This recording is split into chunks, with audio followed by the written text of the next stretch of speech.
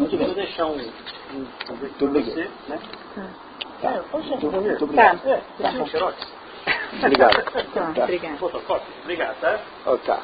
Então, eu queria, voltando, né, ao nosso assunto do Dr. Stockman, quando nós fomos tomar café, deixamos o Dr. Stockman aqui roendo-se nas suas dúvidas e nas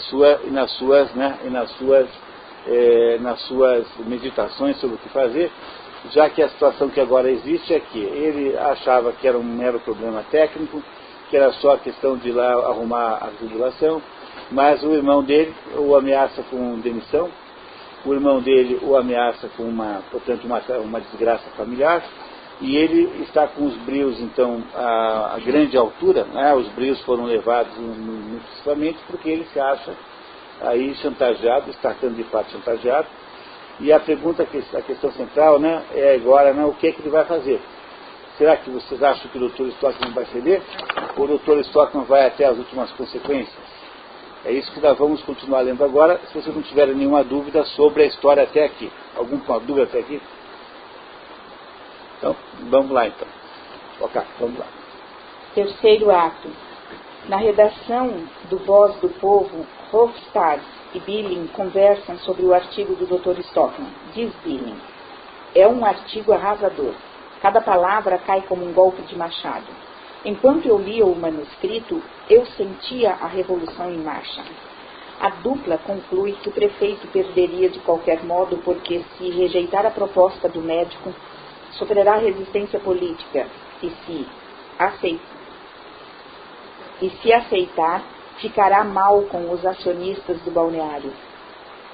No final das contas, concluem eles, o prefeito teria de entregar todos os cargos de confiança ao nosso partido, aos liberais. Alguma dúvida agora de que o jornal está interessado apenas nos efeitos políticos daquela situação? O jornal está interessado na saúde da cidade? Não. Não. Está interessado em fazer justiça? Não. O jornal só está interessado em prejudicar o grupo político do prefeito Peter Stockman. Não tem interesse em outra coisa que não isso. Não é? Muito bem. Continuando. Chega o Dr. Stockman, furioso, e libera a publicação do relatório. Conta que havia sido ameaçado pelo prefeito e joga todas as cartas no apoio da Voz do Povo. De agora em diante vou ancorar na Voz do Povo e dessas trincheiras mandaremos os petardos certeiros. Então, aí na verdade, já sabemos o que ele decidiu fazer. Ele decidiu ir à guerra contra o irmão, contra o Peter, não é? E transformar o jornal na sua trincheira de luta. Ele imagina que o jornal vai apoiá-lo, ele nem imagina que o jornal tem interesse em apoiá-lo, mas ele imagina que o jornal apoiaria pelo simples fato de que é verdade, de que é importante para a cidade, enfim, que é bom. Por isso é que ele acha que o jornal apoiaria, independente de qualquer outra coisa. Não é isso? Ao invés de ele tentar encontrar uma solução para o irmão, ele saiu para a guerra agora, porque ele está ofendido com a chantagem. E ele vai lá pedir para o jornal, né, ter a sua trincheira. É isso que ele vai fazer. O Billing diz: urra, vamos lutar, vamos lutar. Vamos derrubá-los, destruí-los aos olhos de toda a gente honrada. Sim, doutor, mas com moderação. Não, doutor, não poupe a dinamite. O doutor Stockman, sem se deixar perturbar. Agora não se trata só de encanamentos e de esgotos, compreendem? É toda a sociedade que é preciso limpar, desinfetar. O senhor fala como um libertador. E aí? Nossa. Gostaram dessa? Ele está muito bravo, né? É. Mas, por outro lado, não soou um pouco estranho esse comentário? Soou. Não soou um pouquinho estranho? Soou, né? Vocês tomem cuidado com esse Y. Nossa. Esse Y está querendo bater a carteira de vocês. Vocês nunca percam isso de vista. Nunca entrem numa festa do Y com uma atitude assim, sabe? Com a guarda baixa, porque ele vai tentar pegar você. Então, ele aqui botou na boca do Stockman uma coisa muito importante para a gente entender essa história. Mas vamos lá, continuamos. Quando o médico sai para visitar um doente, prometendo voltar mais tarde para revisar as provas, os jornalistas e o impressor conversam. Sim, como você entende que isso é tipografia, né? Tipografia é assim, você pega o original, tem uma máquina como se fosse uma enorme máquina de escrever, que tem um teclado, você vai lá e tecla, quando você aperta a letra A, sai um pouquinho de chumbo derretido e faz um clichê da letra A, que é um pedaço de chumbo que tem a letra A em relevo. E você vai escrevendo, ele vai fazendo os clichês. Aí você monta isso depois numa caixa e é disso que você tira cópias, como se fosse uma gravura. Esse é o jeito de fazer impresso antigamente, tipograficamente, chama-se tipografia. Está cheio de tipografia por aí. Tem um pessoal que faz tipografia só para fazer nota fiscal, que é um negócio que faz tipografia linda. Está cheio de tipografia, tem um monte. Aqui em Paraná, minha mãe deve ter umas 15, pelo menos. Né? Vamos um dia ver, é muito interessante o sistema, muito divertido. Tá? Continuamos, Thais. O Hofstad diz: este homem pode nos ser muito útil. Sim, enquanto ele se limitar ao assunto das águas, mas se quiser ir além, não será prudente segui-lo. Ora, isso depende. Você, às vezes, é cauteloso demais, Aslaksen. Cauteloso?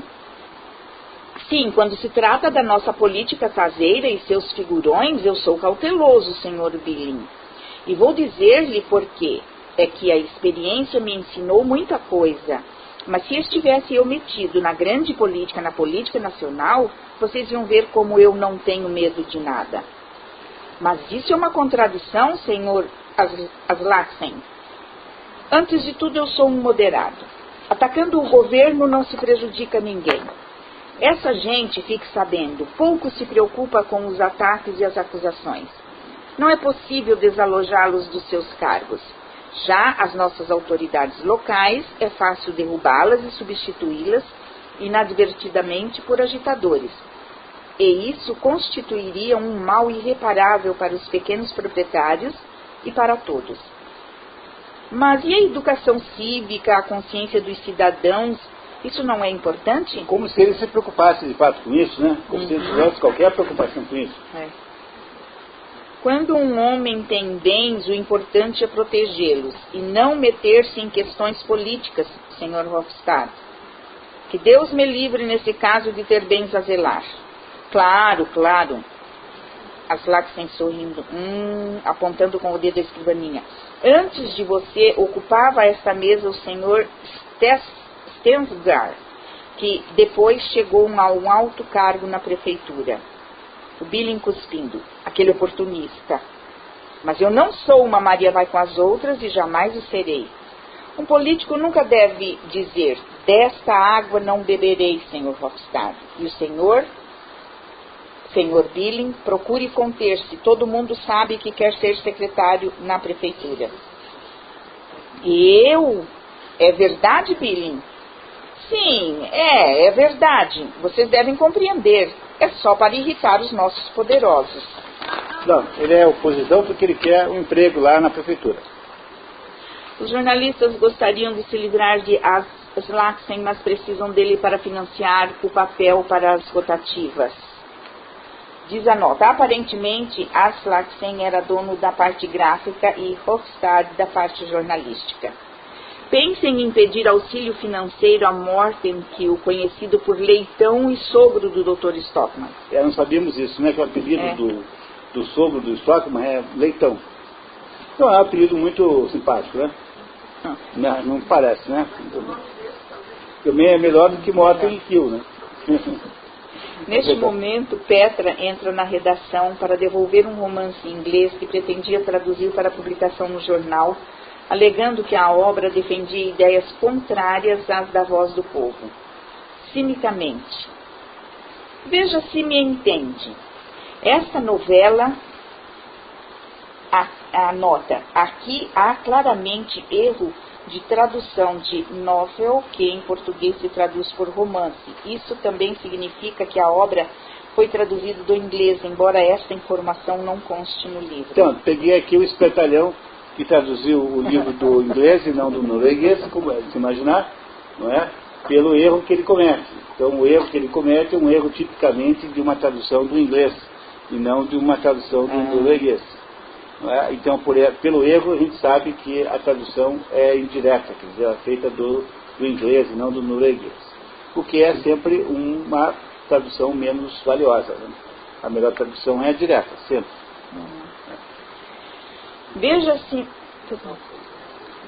Veja se me entende. Esta novela tenta demonstrar que há na Terra um poder sobrenatural que protege e recompensa aqueles a quem chama de bons, enquanto que os maus são castigados. Hofstad alega que publicaria assim mesmo. Se eles, os leitores, encontrarem no jornal um conto moralista como esse, mais tranquilamente, eles aceitarão as ideias políticas que publicaremos ao seu lado. Petra se escandaliza. O Senhor seria capaz de utilizar esses truques para conquistar seus leitores? O Senhor parece uma aranha à espreita da presa. Hofstad concorda. Nós, jornalistas, senhorita, não valemos grande coisa. Olha só que sinceridade boa, né? Aí você tem então aí, nesse momento, a Petra parece com quem outra personagem da história? Com o pai. O pai parece uma cópia precisa do pai. Ela também está indignada pelo fato de honestidade daquela atitude e não aceita de modo nenhum qualquer espécie de concessão. Não é? Então ela está indignadíssima com o jornal também. E o outro, que é um cínico, né, que é o jornalista, admite, né, que eles não valem grande coisa. Não é? Jornalistas não valem grande coisa, diz o jornalista. Petra sai acusando os jornalistas de não terem sido sinceros com o pai dela. O Senhor deu-lhe a entender que se interessava somente pela verdade e o bem público. Naquele momento, sem que os jornalistas soubessem, o prefeito estava nas oficinas do jornal. Um pouco mais tarde, quando ouve de Hofstad que ele iria publicar o artigo do médico, Peter Stockmann espertamente dirige-se a Aslaksen e o convence de que se a reforma sugerida por Thomas fosse executada, custaria 200.000 coroas aos pequenos contribuintes. Pronto, como é que o prefeito vai contra-atacar agora? Ele ouviu a conversa e percebeu que o Aslaksen é um sujeito que defende lá os pequenos proprietários, quer dizer, é um sujeito que representa aquela raia miúda. Então o que ele faz? Ele diz para o Aslaksen que as tais das mudanças que o Thomas quer que sejam feitas, irão custar 200.000 coroas, um dinheirão. Isso é aquele velho plano, o velho projeto de você nunca ser síndico do prédio, né? Como é que era? Toda vez que tem reunião, você propõe coisas assim: vamos construir uma piscina, vamos comprar o terreno do lado e fazer uma garagem de 10 andares para os nossos carros, vamos pastilhar o prédio inteiro. Depois da terceira sugestão, nunca, jamais, nesse mundo, alguém vai querer que você seja síndico do prédio. Então é uma maneira genial de você conseguir escapar desse negócio, né? Esse truque simples, né, de sempre propor obras faraônicas. Né? E a hora que o Aslaksen descobre que vai custar 200.000 coroas, ele já não está mais do lado do Dr. Thomas, porque ele está querendo não gastar o dinheiro. É isso. O Peter Stockmann espertamente percebeu que o Aslaksen seria a maneira de pressionar o prefeito, pressionar o Thomas, já que ele não conseguiu ainda com a sua chantagem. Não é? Portanto, a história começa a ter uma reviravolta agora. Que a prefeitura vai ter que pegar mais impostos para pagar as 200.000 coroas.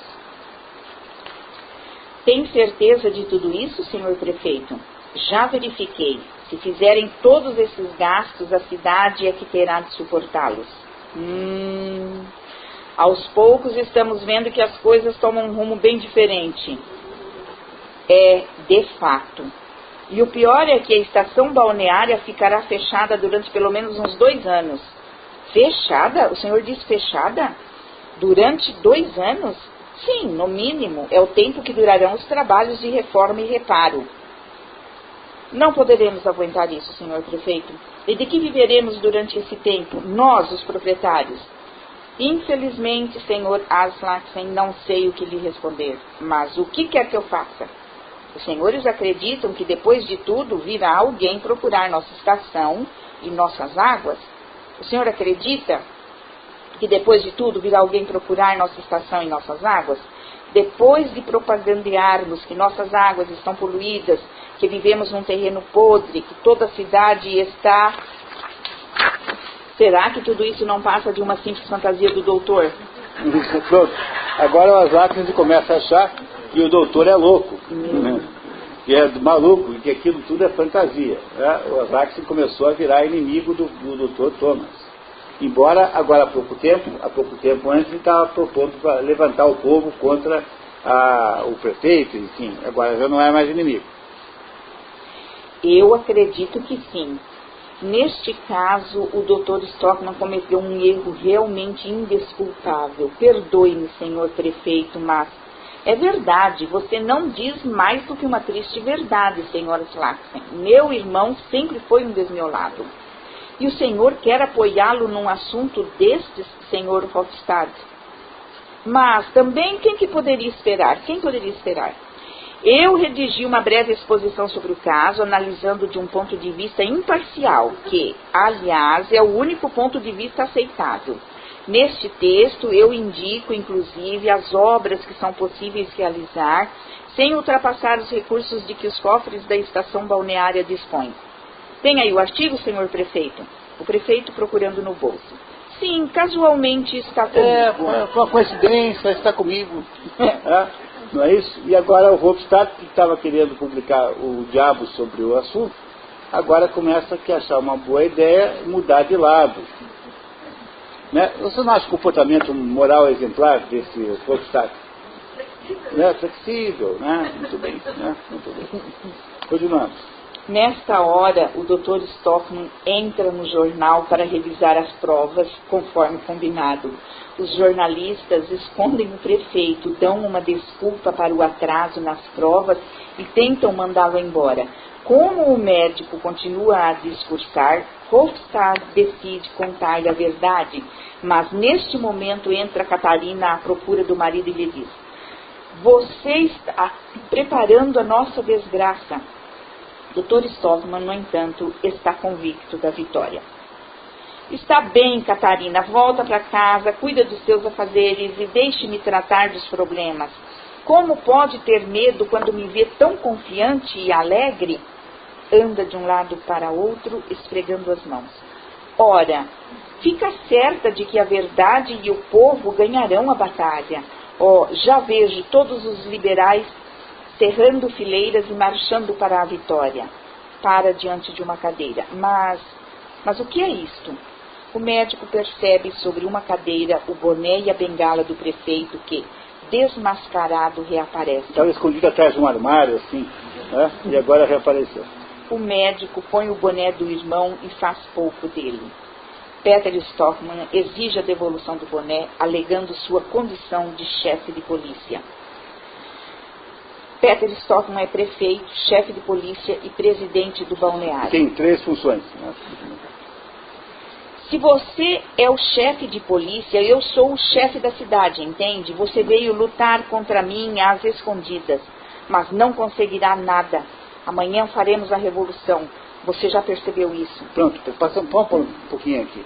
Vocês estão prestando atenção no que o Dr. Stockman está dizendo? Você é chefe da polícia, mas eu sou chefe da cidade.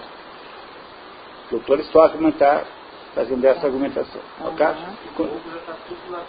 Muito bem. Continuemos, vamos lá. Você queria despedir-me, mas sou eu quem vai lhe demitir. Vai ter que abandonar todos os cargos de confiança. Você que dizia que eu era incapaz de tomar uma decisão, pois verá agora, verá. Tenho ao meu lado todas as forças populares. Portanto, somos invencíveis. Hofstad e Billing farão da voz do povo a nossa voz. E o impressor Aslaksen marchará à frente da Associação dos Pequenos Proprietários de Imóveis. Eu não tenho a menor ideia de que os outros já se bandearam para o lado que o impressor e mais o editor, e o outro já se bandearam para o lado do prefeito. Não é? Quem é que vocês conhecem na história brasileira e é o sujeito com essa atitude assim de que o povo está do meu lado? O Jânio Quadros pediu demissão em 61. Ele achou, imagine o que passou na cabeça do Jânio Quadros. Ele achou assim: eu sou presidente, foi eleito presidente da República, né? e ainda não foi em Brasília. Não foi em Brasília. Não, foi o primeiro que foi em Brasília. Primeiro o presidente que foi para Brasília foi o Jânio Quadros.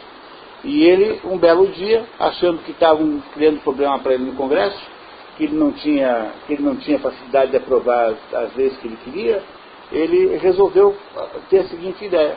Bom, como eu fui eleito aí pelo voto popular, então eu peço, renuncio, o povo vai se indignar, eu vou dizer que estou renunciando por causa das forças ocultas, quer dizer, vou dizer então que o povo, que há pressões sobre mim ilegítimas, aí o povo vai às ruas pedir a minha volta, e eu volto triunfante para o poder, e agora, tendo sido reinstalado no poder pelo povo, agora então eu terei verdadeiro poder e verdadeira autoridade.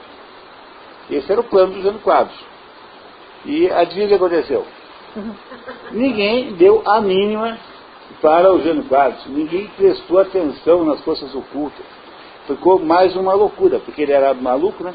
Então o povo só achou que estava ali o maluco fazendo mais uma maluquice, e ninguém deu a mínima, e por causa dessa besteira é que o seu vice Jânio, que era o Jango, né, naquela época o vice e o presidente e o vice não eram uma chapa única. Naquela época você votava para presidente, votava para vice-presidente.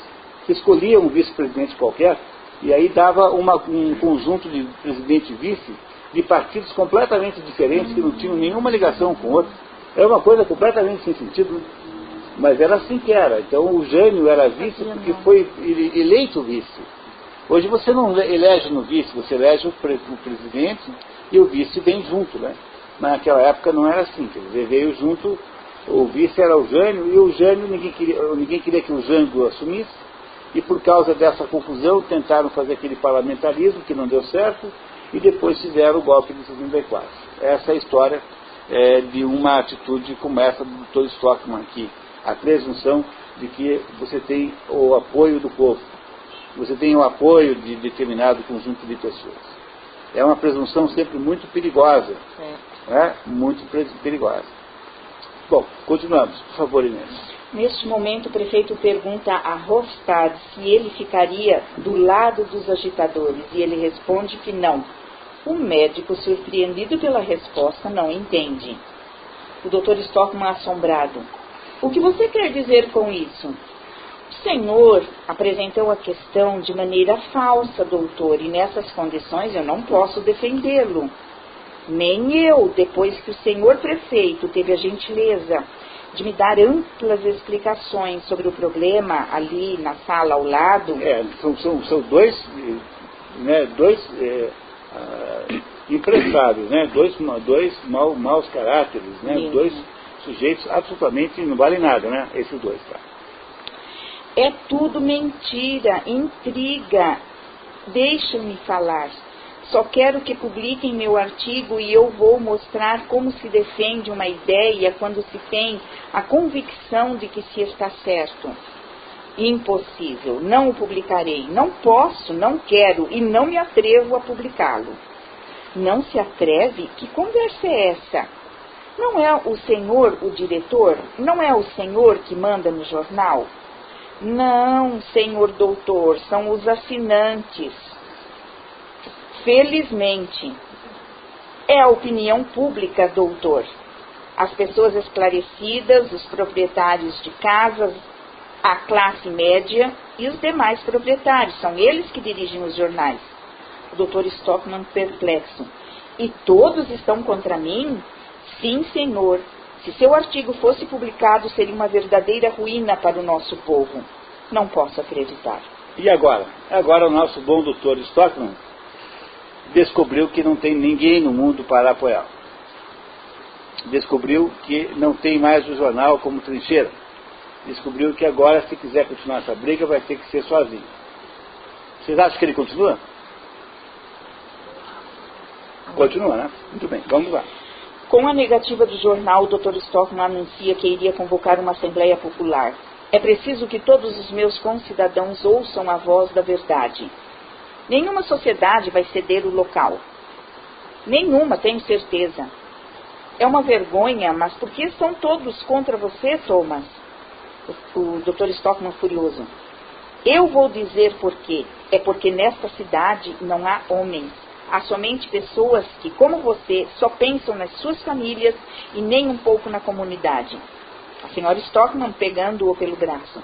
Nesse caso eu vou lhes mostrar uma pobre mulher pode às vezes valer tanto ou mais do que vale um homem. Agora, Thomas, estou contigo. Pronto, a mulher pelo menos bandeou-se para o lado dele. A mulher que estava interessada, né, que estava do outro lado, né, já tinha concordado, estava querendo dissuadi-lo daquela briga, bandeou-se para o lado dele. Agora ele e a mulher. E a Petra, seguramente a filha também está do lado dele. Contra todos os outros. Né? Os dois moleques lá não contam, né? Os dois filhos dele, acho que são muito crianças para contar. Bravo, Catarina. É muito importante que as pessoas conheçam o meu relatório. Nem que eu tenha que percorrer a cidade com um tambor e lendo em todas as esquinas. Você não é louco a esse ponto. Você vai ver como eu sou. O senhor não achará em toda a cidade um único homem que o acompanhe. Não se entregue, Thomas. Tanto Morten como Eilif lhe seguirão. Muito pouquinho, né? São seguidores muito fraquinhos, né? E mais você e Petra. Não, eu não. Mas ficarei na janela para vê-lo passar e olharei, prometo-lhe. O Dr. Stockman quer dizer que a mulher apoiou, mas nem tanto, né? Abraça e beija. Obrigado, Catarina. Senhores, começou a batalha. Vamos ver se os covardes conseguirão fechar a boca de um patriota que luta pelo bem comum. Sai com a mulher. O prefeito abanando a cabeça com preocupação. Ela acabou sendo também contagiada pela loucura. Quarto ato. É realizada a grande assembleia na qual estão representados todos os segmentos da sociedade local, na casa do capitão Horster, único local disponível. Lembra do capitão Horster? Aquele que é amigo do Stockman e queria viajar. Enquanto esperam, os presentes especulam sobre a reunião. Entra o capitão com o médico e a família. Ficam próximos da porta em caso de saída de emergência. Chega também o prefeito. O Dr. Stockman vai começar a ler o seu relatório, mas Aslaksen sugere antes eleger um presidente da Assembleia. O médico resiste, mas a adesão dos presentes à ideia aumenta. Alguém sugere o nome do prefeito, que recusa e indica Aslaksen, que aceita e inicia. Aprendi na escola da vida e da experiência que a moderação e a reflexão são as maiores virtudes de um cidadão. Na sequência, o prefeito toma a palavra e propõe. Começou mal a Assembleia, né? Porque o sujeito que dirige a Assembleia é justamente um dos interessados do outro lado. Quer dizer, teria que ser alguém neutro e nem não interessado. E esse que coordena a Assembleia já começa dizendo que a moderação que é importante, não sejamos radicais, portanto já começa com muita pouca possibilidade de sucesso.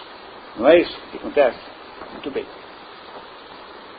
O prefeito diz: devido ao parentesco que, como todos sabem, me liga ao médico da estação balneária, eu preferiria não fazer uso da palavra esta noite. Porém, para o bem da estação balneária e para o bem da cidade que eu dirijo, considero que é meu dever fazer a seguinte declaração. A meu juízo, nenhum dos cidadãos aqui presentes deseja que circulem boatos, rumores tendenciosos sobre a situação sanitária da estação balneária e da população. Numerosas vozes. Não, nada disso, protestamos. Em vista disso, proponho que a Assembleia não autorize o médico da estação balneária a ler o seu relatório ou emitir sua opinião sobre a questão. O Dr. Stockman, indignado: proibir de falar? Você ficou louco?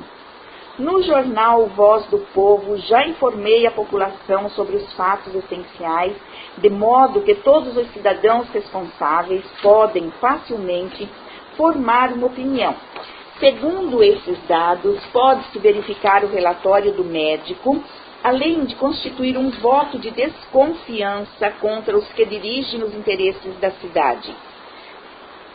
Além de constituir um voto de desconfiança contra os que dirigem os interesses da cidade, tende, no fundo, a impor aos contribuintes um gasto inútil de pelo menos alguns milhares de coroas. Gritos e assobios.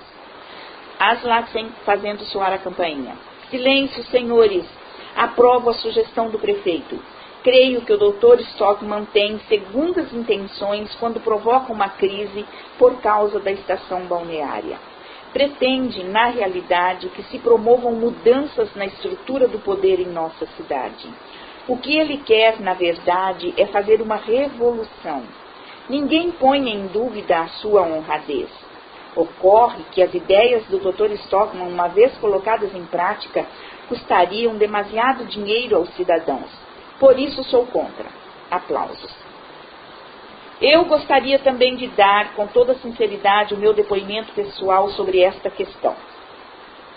Confesso que, num primeiro momento, apoiei as ideias revolucionárias do Dr. Stockman, que, aliás, contavam com vários partidários, mas acabamos por nos dar conta de que havíamos sido ludibriados em nossa boa-fé com dados falsos.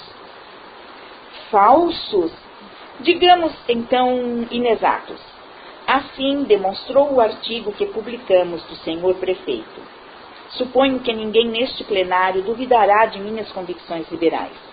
Todo mundo sabe que a Voz do Povo sempre defendeu as ideias progressistas e democráticas.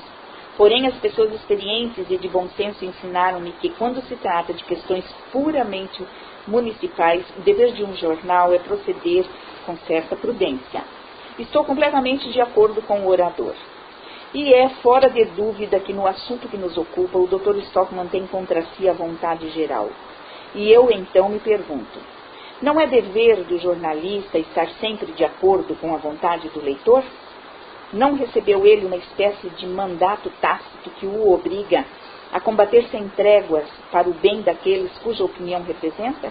Estarei errado? Numerosas vozes. Não, o jornalista Hofstad tem razão. Francamente, custou-me, e muito, confrontar-me com um homem com quem tive intenso contato nestes últimos tempos.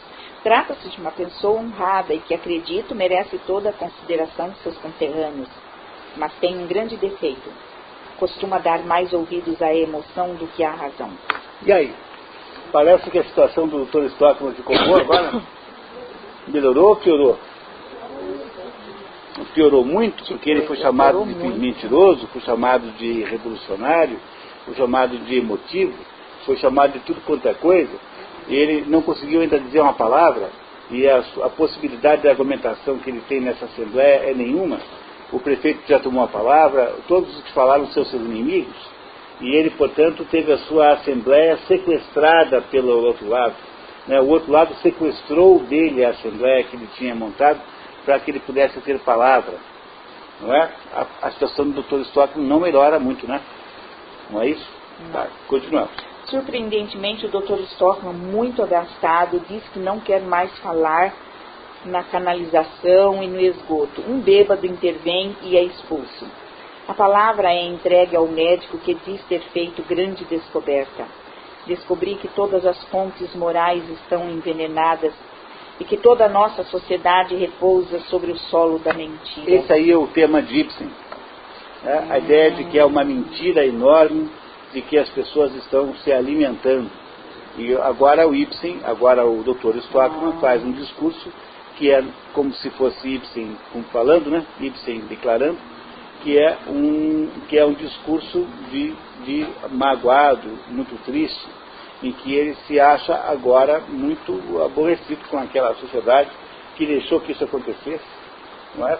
E ele irá aqui falar sobre a mentira, que é o tema central de Ibsen, a mentira. Continuamos. Continua contando que, durante sua estadia no extremo norte do planeta, o Dr. Stockman havia passado uma temporada na solidão do Ártico. Havia concebido a ideia do balneário e tinha ficado feliz em ajudar sua terra. Foi assim que estive nesse estado de felicidade cega até que ontem, ou melhor, anteontem, para ser mais preciso, meus olhos repentinamente se abriram completamente e a primeira coisa que vi foi a colossal estupidez das nossas autoridades, ruído, exclamações e risos. Aslaksen exige moderação do médico, mas ele continua. É ridículo, Sr. Aslaksen, dar tanta importância às palavras que devo empregar. Tudo o que eu queria dizer é que me assusta a enorme irresponsabilidade das pessoas que detêm o poder em nossa comunidade. Eu os detesto, não os suporto. São como cabras que invadem um jardim recém-plantado. Tudo o que sabem fazer é destruir. Um homem livre não consegue ir em frente sem se chocar com elas a cada passo. Quisera acabar com este tipo de gente como se faz com animais daninhos, murmúrios e agitação na sala. Aslaksen insiste na moderação, mas o médico não pode ser contido. Não sei como levei sempre tanto tempo para entender com clareza a alma desses senhores. E olhem que eu convivia diariamente, aqui mesmo na cidade, com uma perfeita amostra desta espécie. Exatamente o meu irmão Pepper, este homem preconceituoso que jamais reconhece os seus erros, risos, ruídos e assobiados. A senhora Stockman tosse obstinadamente. Dr. Stockman revela sua grande descoberta. O inimigo mais perigoso da verdade e da liberdade entre nós é a enorme e silenciosa maioria dos meus concidadãos. Essa massa amorfa é ela, sim, agora já o sabem. Há tumulto na sala. Aslaksen exige que o médico retire as expressões impróprias, mas ele diz que está falando a verdade contra a maioria dos presentes que o impedem de dizer a verdade. A maioria sempre tem razão. A maioria sempre tem razão. Não, a maioria nunca tem razão. Esta é a maior mentira social que já se disse. Todo o cidadão livre deve protestar contra ela. Quem se constitui na maioria dos habitantes de um país? As pessoas inteligentes ou os imbecis? Estamos todos de acordo, penso eu, em afirmar que, em se considerando o globo terrestre como um todo, os imbecis formam uma maioria esmagadora. Acabou de chamar todo mundo lá da Assembleia de imbecil, né? Não é isso? Então. E este é um motivo suficiente para que os imbecis mandem nos demais. Gritos, berros, protestos. Sim, vocês podem gritar mais alto do que eu, mas não podem me responder. A maioria tem o poder, infelizmente, mas não tem razão. A razão está comigo e do lado de alguns indivíduos isolados. O direito está sempre com as minorias. Tumulto total. Desde quando o senhor se converteu em aristocrata, Dr. Stockman? Repito, não me convém perder tempo com esta pobre manada de fôlego curto, que nada tem a ver com o grande movimento da vida. Para eles não é possível o sonho nem o progresso. Penso no pequeno grupo de indivíduos que estão sempre na linha de frente, longe da mesmice da maioria, lutando por novas verdades, demasiado novas para que a maioria as compreenda e as admita. Vou dedicar toda a minha energia e a minha vida a contestar a pseudo-verdade de que a voz do povo é a voz da razão. Que sentido têm as verdades proclamadas pela massa? Massa esta que é manobrada pelos jornais e pelos poderosos?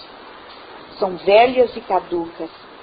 Pode-se dizer que são uma mentira, pois acabarão se tornando uma mentira. Ouvem-se protestos, assobios, berros. Pouco estou ligando se acreditam ou não em mim. Então, o senhor se transformou em revolucionário, doutor? Toda vez que ele fala algum discurso, a outra parte consegue usar o discurso contra ele, não é? Acusando de ser elitista, aristocrata e agora de revolucionário. Pode acreditar, por Deus, que sim, senhor Hofstad. Proponho-me a fazer uma revolução contra a mentira que diz que a maioria tem o monopólio da verdade. Quais são, pois, essas verdades em torno às quais os homens comuns gostam de agrupar-se? São verdades tão velhas que já se acham próximas à decomposição. Mas quando uma verdade chega a esse ponto, ela também está em vésperas de se tornar uma mentira. Risos e expressões sarcásticas.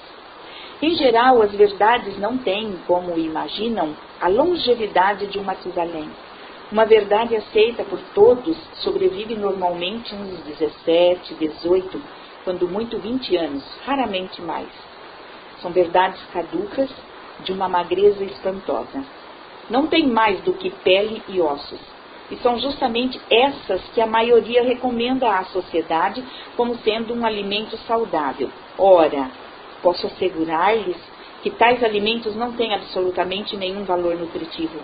Como médico, devo dizer-lhes: todas essas verdades universais não podem ser comparadas senão com velhas conservas, com presuntos ressequidos, esverdeados, mofados. Daí provém o escorbuto moral que invade a sociedade. É um discurso forte, né? Pesado, acusatório.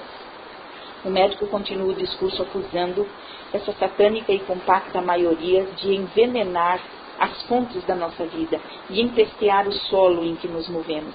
E completa dizendo que o mal está em se atribuir ao homem vulgar, ao que representa a ignorância e as mazelas sociais, os mesmos direitos de condenar e de aprovar, de reinar e de governar, que aos seres distintos que compõem uma elite intelectual. Não está aí uma coisa perigosa de você afirmar? Você está dizendo que, né, que não se deve dar o mesmo direito para todos, porque algumas pessoas são superiores às outras. Tá. Não é? Muito bem. Mais tumulto no recinto. Thomas Stockmann acusa Hofstad de manipular a população para ter vantagens políticas. Continua seu discurso dizendo que há homens de raça e homens vira-latas e que entre eles há uma distância terrível. Quando é acusado de elitista, retruca: para se encontrar a plebe de que falo, não devemos procurar somente nas classes mais baixas.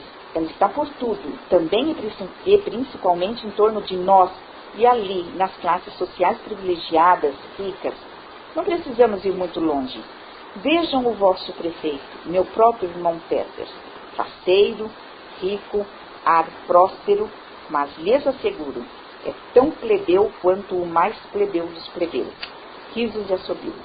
O médico insiste em que somente o pensamento livre, as ideias novas, a capacidade de um pensar diferente do outro, o contraditório, podem contribuir para o progresso material e moral da população. Hofstad decreta: a pessoa que ataca desta forma o bem comum é um inimigo do povo. Aslaksen aproveita o momento para demonizar o médico. Como homem e como cidadão, estou profundamente indignado pelo que acabei de ouvir aqui. O Dr. Stockmann me decepciona profundamente com suas palavras irrefletidas. Contra a minha vontade, devo solidarizar-me com os sentimentos dos nossos honrados concidadãos e propor a esta Assembleia que declare o Dr. Thomas Stockmann, médico das termas, como um inimigo do povo. Gritos, apoio à sugestão, cidadãos cercam e vaiam o Dr. Stockmann. Assentimento geral. A senhora Stockmann e Petra levantam-se.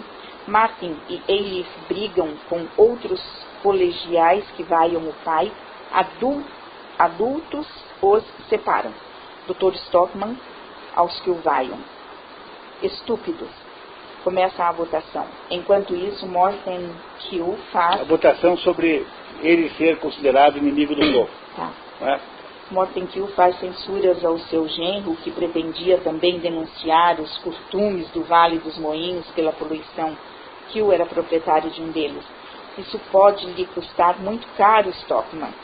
A moção para considerar o médico inimigo do povo passa pela totalidade de votos, menos um, o do bêbado. O bêbado tinha sido posto para fora já. O senhor Vick, armador, promete retaliar por Forster ter emprestado a sua casa ao Dr. Stockmann. Esse Vick é o patrão do Forster. Né? É ele que emprega o capitão Forster. Quando Catarina sugere que eles saiam pela porta dos fundos, o médico declara: nada de porta dos fundos, Catarina, eleva o tom de voz. Vocês vão ouvir falar do inimigo do povo. Não sou tão bondoso como aquele que disse: perdoai-os, Senhor, eles não sabem o que fazem. A reunião acaba com uma gritaria uníssona: inimigo do povo, inimigo do povo. Quinto ato. Então, o Dr. Stockmann foi derrotado? Foi Aparentemente, aparentemente foi. Completamente. Não é isso? Será que pode ficar pior a situação dele? Pode. Pior é que pode? Vamos ver aqui no quinto ato. Na manhã seguinte, os Stockmanns recolhem as pedras atiradas contra as vidraças. Dr. Stockman coloca a pedra junto com várias outras sobre a mesa. Guardarei estas pedras como se guarda um tesouro. Eilif e Morten poderão olhá-las todos os dias e mais tarde vou deixar como herança. Procure embaixo das estantes. Será... Como é mesmo o nome da nossa empregada? Será que ainda não foi chamar o vidraceiro? Catarina constata que a melhor calça de Thomas estava rasgada. Chega a carta do proprietário denunciando o contrato de aluguel. Pronto. Aí no dia seguinte também são despejados o proprietário, né, pede o imóvel de volta. Nossa.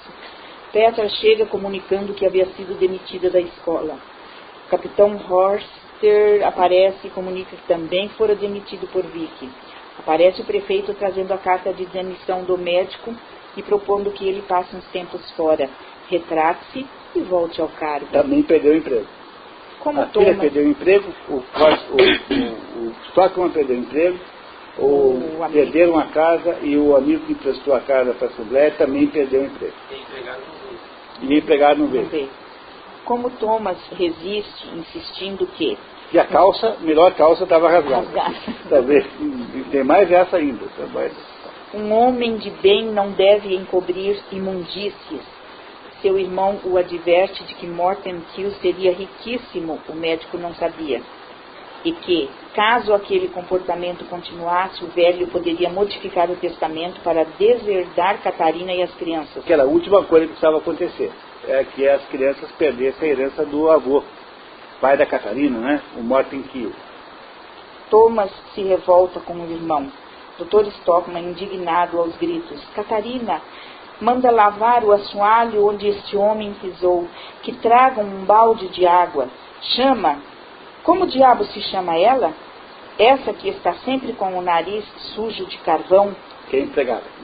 Entra Morten Kiel trazendo consigo as ações da estação balneária que havia acabado de comprar na praça, com o dinheiro da herança de Catarina e das crianças. E agora, que tal essa?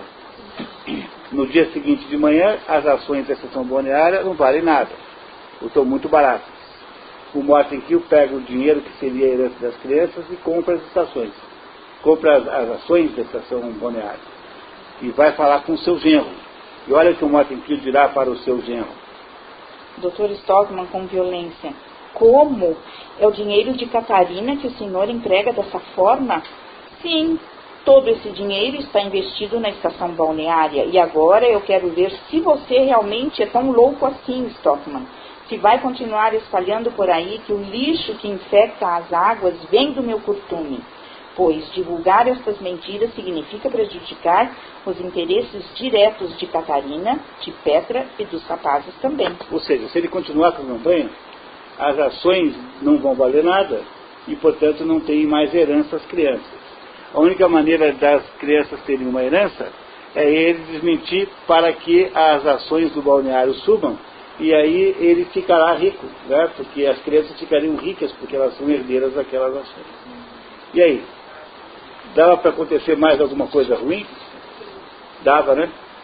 Então, quando eles saíram daquela assembleia no dia anterior, eles saíram achando infantilmente que tudo de mal já tinha acontecido. Mas dava para acontecer um monte de coisas ruins ainda, que foi o que aconteceu. Muito bem.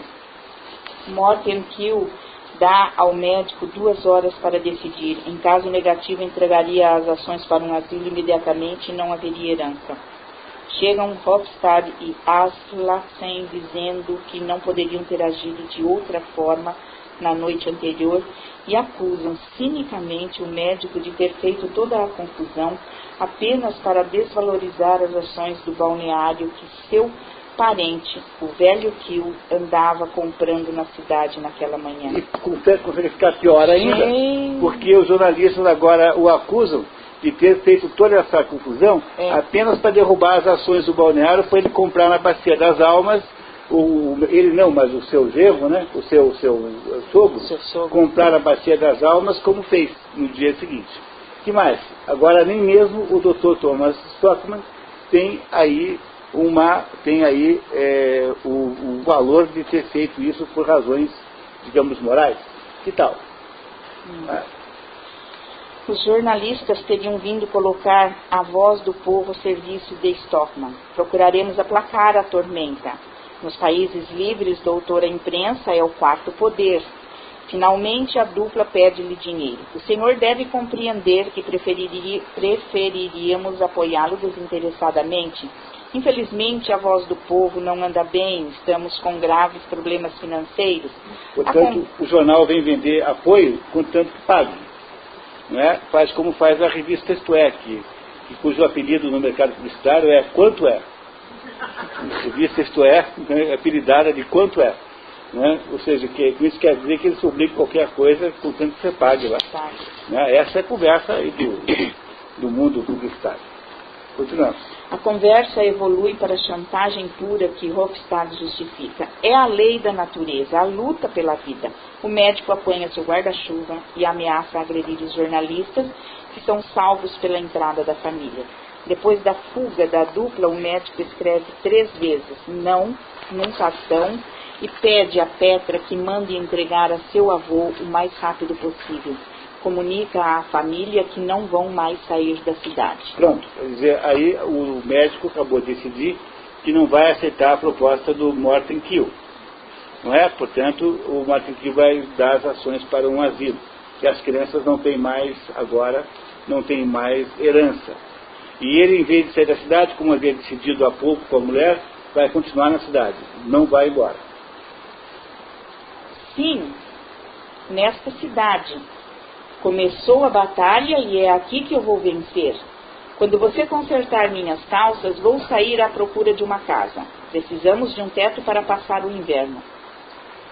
O senhor pode ficar na minha casa. É sério?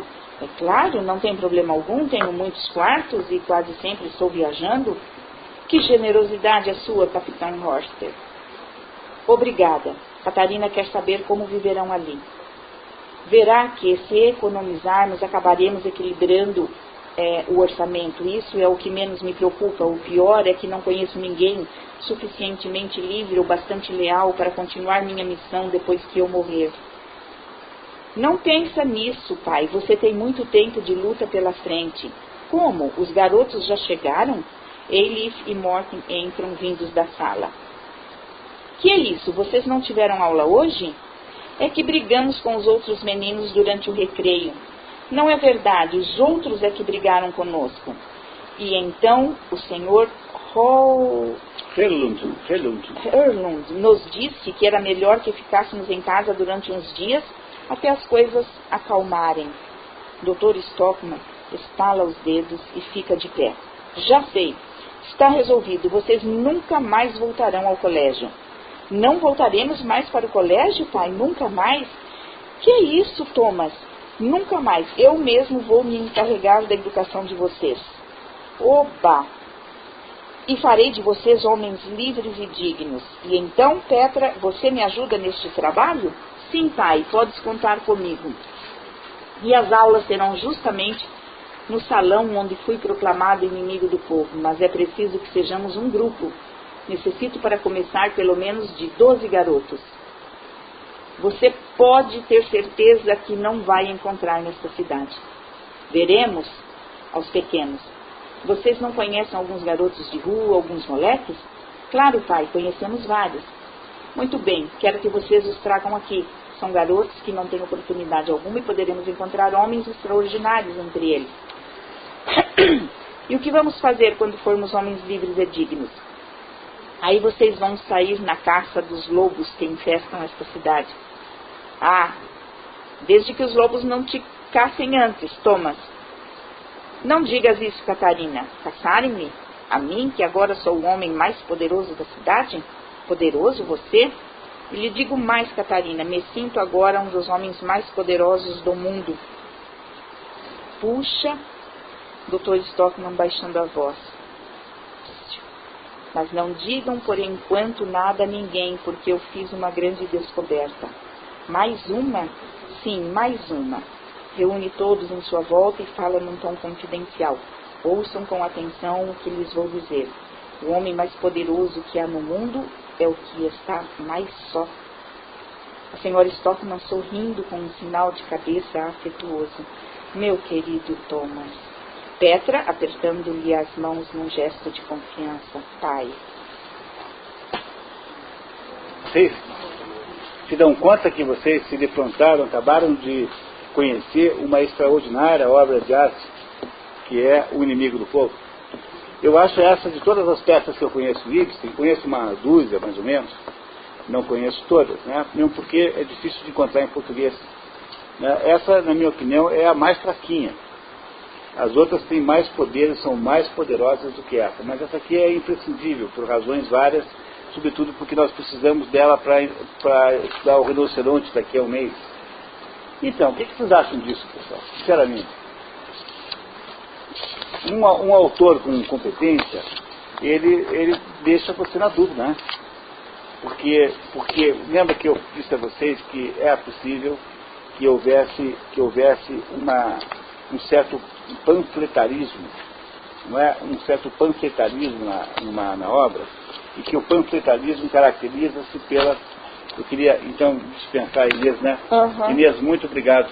Tá? De nada. Muito obrigado mesmo. Tá? Aproveitar que o Toninho não está aí, e elogiar você um monte hoje. Tá? Porque hoje o marido estando viajando, a gente tem que aproveitar, né? Tá certo. Né? Então, Inês, muito obrigado, tá? Muito mesmo, você foi ótimo como sempre. Tá bom, tá? Obrigado. Então, o que eu queria dizer para vocês é que esse Henrik Ibsen é um autor muito adulto, muito sofisticado. E ele não é um autor infanto-juvenil que é dado a fazer obras panfletárias. Porque o que é ser panfletário? Panfletário é quando você simplifica as personagens, você arruma esquemas simplistas, porque no fundo você está querendo provar uma tese. Lembra do teatro, a tese que apareceu em algum lugar aí? Não é? Está querendo provar uma tese e não está querendo discutir verdadeiramente o problema que aquela situação traz, não é? Como é que vocês se sentem com essa obra? Vocês estão chateados com o que aconteceu? Vocês estão do lado de quem, afinal de contas? Quem está do lado do Thomas? Quem é que está do lado do Peter? Ninguém. É difícil achar quem esteja do lado do Peter. De fato, não é comum achar uma pessoa assim. Mas é que, se vocês estão maciçamente do lado do Thomas, vocês têm coração. Essas figuras são pessoas boas, têm uma porção de virtudes que me parecem indiscutíveis. Virtudes morais, de fato. O Thomas é melhor do que o Peter. Não é? O Thomas está querendo fazer uma coisa boa. O Thomas está querendo fazer uma intervenção de natureza higiênica naquela cidade. Há de fato um problema, ele foi pesquisar, ele não é um cara que acha que tem um problema, ele estudou o problema. Não é isso? Não é essa a situação? E qual é a posição do Peter? O Peter não é capaz de lidar do mesmo jeito que ele, porque o Peter representa um outro conjunto de interesses, ou seja, isso que se chama de verdade, não é? Verdade. Para o Dr. Thomas, parece uma coisa inegociável, uma coisa única, que é a verdade pronto. Para o Dr. Peter, portanto, o prefeito, não é? Que não é doutor, para o prefeito, a verdade significa o quê? Significa alguma coisa que ele precisa interpretar politicamente. Porque a verdade não é bem a verdade. Eu estava lendo esses dias um livro sobre o Cagliostro. O Cagliostro era um picareta lá, da Revolução Francesa, um sujeito místico, que foi um dos responsáveis por aquela confusão do colar da rainha, que foi um dos meios pelos quais os revolucionários produziram a imagem falsa de que Maria Antonieta era uma mulher fútil, não é? E que deflagrou a Revolução Francesa. E o Cagliostro disse que, então nessa história do Cagliostro, teve um belo dia que ele teria ido visitar o Conde de Saint-Germain. O Conde de Saint-Germain é outro picareta. Tá? Esses sujeitos que dizem que tem 600 anos, por exemplo, o Conde de Saint-Germain era acusado de mentir, de que ele teria conhecido Pôncio Pilatos. Ele falou assim: eu fico tão chateado quando fazem essas mentiras em meu nome, quando mentem assim desse jeito. É um absurdo uma coisa dessa. Eu tenho só 450 anos. Eu não posso ter conhecido Pôncio Pilatos. Eu só tenho 450 anos. Eu queria que vocês parassem de fazer de conta que eu afirmei uma barbaridade como essa, de que eu conheci Pôncio Pilatos. Aí esse conde de Saint-Germain, que era um picareta, que tinha se auto-mistificado, ao ponto de poder ter essa conversa com alguém a sério, né? Ele teria dito assim: eu vou ensinar para você, Cagliostro, como é que se faz para você controlar a humanidade. A única coisa que eu sei é esse segredo. E eu controlo a humanidade toda vez que eu conto para ela sempre uma mentira. Que não se pode controlar a humanidade com a verdade, mas só se controla a humanidade com uma mentira, como técnica de política. Isso é o conde de Saint-Germain, digamos assim, supostamente, ensinando ao Cagliostro como faz para dirigir a sociedade. Então o prefeito é uma espécie de discípulo fiel dessa teoria. Não é? Porque o prefeito, fundamentalmente, acha que é preciso mentir para poder fazer o mundo funcionar e não falar a verdade. O ponto de vista do prefeito é um ponto de vista completamente diferente do seu irmão Thomas Stockman. Mas o ponto de vista do jornalista, não do Aslaksen, mas dos outros dois, né, do como é que é? Hofstall, isso, e do outro, do Billing, é um ponto de vista muito diferente do prefeito. Porque se para o prefeito o que há é uma complexidade tal no mundo que impede que você possa reduzi-lo a uma verdade simples, a verdade é uma simplificação do mundo. Porque, afinal de contas, além da questão sanitária, também tem o faturamento das empresas, também tem os desempregados que serão gerados, também tem digamos, o estrago na marca chamada balneário tal, que talvez nunca mais se recupere, porque a marca seria arranhada, né, para sempre. Portanto, para o prefeito, a verdade não é uma questão simples, mas é uma questão complexa. Por isso que a verdade, quando lidada complexamente, vira uma mentira. E essa é a argumentação do conde de Saint-Germain para o Cagliostro, que é um picareta ensinando o outro, tá? Um picareta dando aula para o outro, né? Mais ou menos assim, como aquele negócio na televisão. É o lobo velho ensinando o lobo criança a caçar galinha. Né? Não tem os desenhos animados que tem isso, né? Que é o lobo pai, né? Ensinando o lobo pequenininho para caçar galinha. É a mesma ideia aí do Cagliostro e do conde de Saint-Germain. Cagliostro era apaixonado pelo conde de Saint-Germain no sentido platônico, né? No sentido intelectual, não no sentido sexual, acho que isso não. Né? Ele tinha uma idade enorme, né? Era um velho já, o Cagliostro. 400 para 150 tinha 350 anos, 250 anos de diferença. É difícil manter romances com essa diferença. Ela toma essa história, natural por quê? Porque o Stockman está mantendo a sua decisão de ir até o fim nessa luta pela verdade. O prefeito irá sempre retirar da manga mais ele é muito poderoso, né? Esse prefeito não é poderoso? É poderosíssimo. Ele vai tirando da manga as armas, né, os instrumentos de contestar, né, de combater aquela rebelião do prefeito. Chega no final, então, continua a briga, porque a briga não acaba. É como se fosse ter um novo livro agora para contar o que teria acontecido nessa história, não é?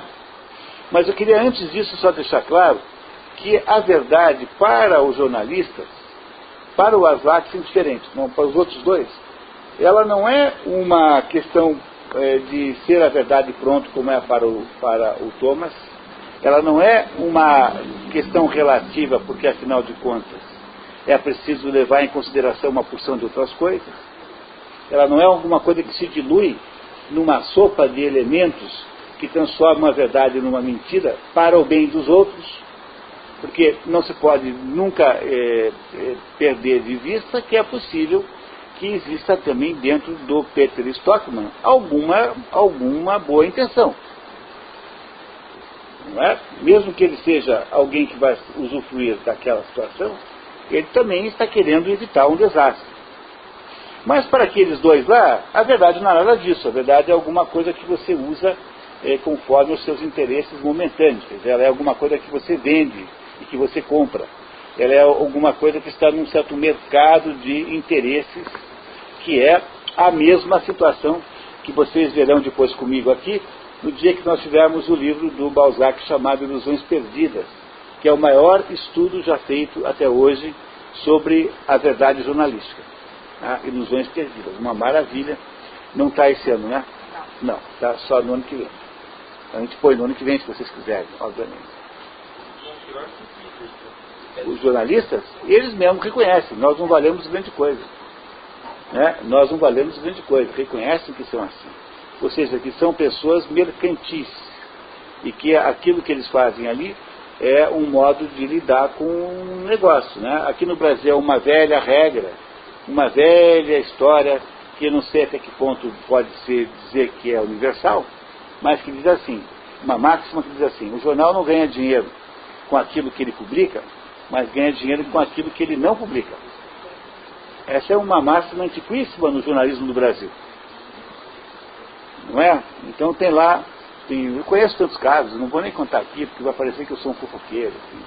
Mas casos escandalosíssimos, de grandes escândalos que foram seguros, que foram de alguma maneira amordaçados. A imprensa se auto-amordaçou. Por isso que eu acho, às vezes, uma vez me perguntaram o que eu achava da censura no Brasil, porque tem agora um episódio envolvendo o Estado de São Paulo, que está sob censura, porque um juiz proibiu o Estado de São Paulo de falar do filho do José Sarney, que estaria envolvido naqueles escândalos lá do Sarney. Então me perguntaram uma vez no jornal o que eu achava disso, da censura à imprensa. Eu falei, olha, eu acho que muito mais grave é a censura que a imprensa faz, e não a censura que se faz contra a imprensa.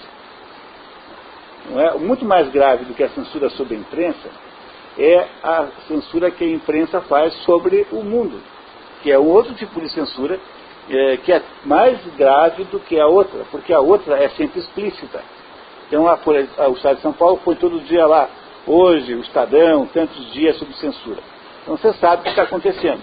Mas e a outra que ninguém sabe, porque eles escondem tudo e você só sabe quando você tem acesso a informações privilegiadas. Portanto, muito mais grave do que a censura à imprensa é a censura que a imprensa faz à notícia, e que é muito comum. E estou falando dos grandes jornais do mundo, não estou falando de um jornal comprado porque pertence a um político da região, nada disso. Não é? Então, de fato, vocês veem aí que essa coisa chamada verdade passou a ter 3 focos diferentes. Para o Thomas Stockman, a verdade é uma questão pura e simples de respeitá-la e levá-la em conta. Só. Para o prefeito, a verdade não pode ser tratada desse jeito, porque, de alguma maneira, tratá-la assim significa pagar um preço por essa verdade, um preço social por essa verdade, que talvez seja caro demais. E para os jornalistas, aqueles dois, não o Aslaksen, que é apenas um oportunista, né? O Aslaksen é apenas um oportunista, é o sujeito que está onde lhe dão mais um dinheirinho melhor, mas é um oportunista não como os outros dois são, porque é um oportunista meio parasitário, enquanto os outros dois não são assim, os outros dois são ativos, né? E, então, esses dois aí veem a verdade um instrumento de faturamento. E a verdade para eles é o quê? É alguma coisa que eles usarão para produzir um efeito econômico para a sua vida, ou político, ou o que quer que seja. Para o Peter Stockman não é assim. O Peter Stockman não está olhando primeiramente para esconder a verdade para não perder dinheiro. Vocês compreendem que ele tem, em princípio... Não, ele sabe aquela história do sujeito que... Porque o problema na vida política, pessoal, é que a vida política é muito complexa, viu? Deixa eu ver se eu explico para vocês isso. Existe um autor francês chamado Henrique Beyle, que é um dos maiores cientistas políticos do século XX, entre os 5 maiores do mundo, Henrique Beyle. E Henrique Beyle diz assim: só o político, só quem ocupa o cargo, só quem o governante é que tem o ponto de vista legítimo. Porque, veja, você é alguém que está num cargo público. Então você vai tomar uma decisão qualquer. Essa decisão, sobre essa decisão, existem inúmeras pressões de todos os tipos. O problema é que quem não está no mundo político, quem não está sofrendo essas pressões, tende a acreditar que isso tudo é secundário e que, na verdade, a gente só tem que fazer a decisão tecnicamente melhor, que é ficar com a decisão certa e pronto. Mas você só pensa isso porque você não está sob aquela pressão que está aquela pessoa no cargo público. Então, às vezes, por razões circunstanciais, as decisões que os políticos tomam, elas precisam considerar um conjunto de fatores diferente daqueles simplificados pela visão externa de quem está olhando apenas para a decisão melhor, aparentemente. O que não quer dizer que o político esteja autorizado a ser desonesto, mas às vezes é preciso ceder em certas coisas que não são necessariamente as melhores. E é por isso que nós temos que ter um cuidado, que não temos uma visão de ingenuidade perante o mundo político, porque o mundo político parece muito mais simples para quem olha de fora do que ele de fato é para quem está dentro. Porque você, quando tem uma decisão importante para tomar, há um conjunto enorme de circunstâncias que são pressionantes à sua decisão. E é por isso que o Henrique Beyle, um dos maiores cientistas, maiores filósofos políticos do século, diz que o único ponto de vista legítimo é o do governante. Pode estar errado, mas é legítimo. Ou seja, o governante tem uma legitimidade sobre aquela decisão que os outros não têm. Por quê? Porque o governante, só ele tem a noção do conjunto real, concreto, de circunstâncias e de fatores que estão em jogo. Essa é uma analogia, assim, metaforicamente falando, dessa aí, né? Pegar o menos possível do plano dela. Às vezes essa possibilidade, a comida dele busca, ele vai ter que matar onça de qualquer jeito, né? Só que é o dela, né? Ou a pena, né? Então, nesse ponto, ele vai ter essa tensão, se vai ser de longe, ele pode errar a onça. E ela vem vindo. Se tiver muito, ele pode também estar com posição de dar muita chance ao problema. Ele tem que tirar o fundo que vai ter e estragar o menos possível. O que você quer dizer, o que você está dizendo, e eu concordo, é que quando você tem um problema político na sua mão, ele tem a arma na mão. É assim, quando você tem é isso. Que ele está com a arma na mão. Eu concordo, quer dizer, você tem um problema político, esse problema político nem sempre permite a melhor solução sob o ponto de vista, digamos, de uma abordagem técnica ou de uma situação.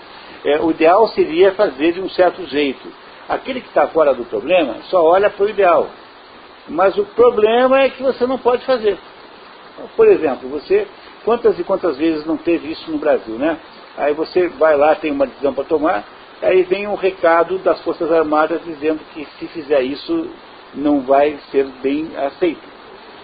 Você não pode fazer, porque afinal, como é que você faz? Você põe um país, por exemplo, esse negócio do Porto de Paranaguá. Dá para você imaginar de verdade que qualquer juiz, qualquer IBAMA, qualquer administração direta possa dizer assim, o Porto de Paranaguá está interditado? É claro que não. Por que não pode fazer isso? Porque na hora que o juiz for julgar isso de verdade, ele tem o seguinte problema. Eu não posso interditar o Porto por causa de uma questiúncula ambiental produzida por um instituto de credibilidade muito difusa e parar a exportação do Estado do Paraná porque um técnico do IBAMA quer. Essa decisão que será tomada sobre uma coisa dessa é uma decisão política. Vocês compreenderam que não é assim que funciona? Não funciona no técnico, funciona porque eu não posso parar o Porto. Mas que responsabilidade tremenda é essa? Como é que eu faço para parar o Porto? Não posso. Não é? Vocês compreendem isso, que o mundo político tem essa conotação de complexidade que é preciso levar em conta? O Dr. Stockman, só um minutinho, o Dr. Stockman não está subordinado a esse tipo de pressão. Ele não tem nem ideia de que o mundo é assim. Vocês não têm assim, a impressão de que ele exala uma certa ingenuidade? Não é? No começo ele achava que as massas iriam, como o Jânio Quadros achava, que as massas iriam levá-lo para o governo, né, iriam levá-lo para ser o presidente da Via Láctea. Não é isso que, né? A ser presidente da Via Láctea. Quer dizer, ele achava do início que ele seria aceito com toda a grandeza. Mas ele não tem ideia de que o mundo é assim. Porque o Dr. Stockman, por certas circunstâncias, sobretudo porque ele passou anos no Ártico, ele não compreende bem o mundo real daquele lugar. Isso não quer dizer que ele não tenha razão. Entenderam? Que não quer dizer que ele não tem razão. Ao contrário, ele continua tendo toda a razão. Entenderam isso? Essa frase não faz iluminar o homem mais poderoso que é o mundo, é o que está mais forte. Ele tem, dentro da solidão dele, a arte dele é única, né? Ele não tem resto tudo influenciando. Pois é. E essas crianças que ele quer dar aula, você vê dizendo que ele ia passar isso, Pois é, mas esse aí é todo o problema. Porque para a gente poder entender isso, veja, um leitor desavisado, você pega uma pessoa normal, comum, média, mediana, que vai assistir a peça O Inimigo do Povo no teatro aqui de Paranavaí. Aí, o que vai botar a peça lá? Os atores, que são pessoas medianas e comuns, normais. E eles vão ler essa peça aqui e vão ficar indignadíssimos com a situação que está sendo descrita aqui. Porque é realmente exasperante, né? Você vai ficando com raiva do Peter Stockman no final, a partir da Assembleia para frente. Não é? Você vai ficando com raiva daquela cidadezinha. Você vai ficando com aquela ideia assim de, se eu tivesse uma R-15, eu encerrava aquela reunião de um modo mais prático que possa se imaginar. Né? Você vai ficando com raiva e vai tendendo a ser adepto do Dr. Stockman. Não é? Portanto, o Dr. Stockman vai começar a ser mencionado e citado como sendo o homem que defende a liberdade, a verdade, que é intransigente e que não se deixa ludibriar digamos, por essas coisas da vida. E, de fato, é essa a impressão que dá. E se você for alguém que vai assistir a peça e não presta muita atenção, e não tem um certo sexto sentido, uma certa quantidade de anticorpos para perceber, você acredita que essa é uma peça escrita por um grupo de escoteiros. Quer dizer, como é que essa peça tem cheiro do quê? Tem cheiro de uma peça acadêmica do Teatro de Arena, ou seja, acadêmicos que querem denunciar os males da sociedade. Isso sempre é um pouco infantil, né? Cá entre nós, né? É sempre um pouco infantil. E a peça dá todos os elementos para você acreditar que é assim. Se vocês pegarem 20 resenhas sobre essa peça, haverá 20 comentários dos resenhadores de que esse é o sentido da peça. Mas essa peça está querendo nos mostrar uma outra coisa mais importante do que isso. E para a gente entender o que é essa outra coisa, nós temos que primeiro fazer essa diferença da perspectiva da verdade conforme esses três grupos diferentes de envolvidos. Qual é o confronto que vai? Muito bem, qual é o confronto? O confronto que está aqui é um confronto moral. Quer dizer, no fundo, o confronto é, para o Dr. Stockman, o que fazer. Esse é o confronto central da peça. Essa é a questão central. O que o Dr. Stockman faz? Ele decide levar essa briga às últimas consequências, não é? E a peça acaba, muito espertamente, numa espécie de congelamento geral da cena, em que ele decide que vai ficar na cidade confrontando o irmão, confrontando toda a sociedade, em última análise, que ele vai educar as crianças ele mesmo, e que ele vai arrumar mais 12 crianças ali, e que isso todo o tornou muito mais poderoso, porque agora ele está só. E o homem que está só é o homem que tem mais poder. E é nesse ponto que você percebeu muito bem, que talvez esteja os elementos que nós podemos imaginar aqui, que devem ser considerados para entender o Ibsen. Porque há uma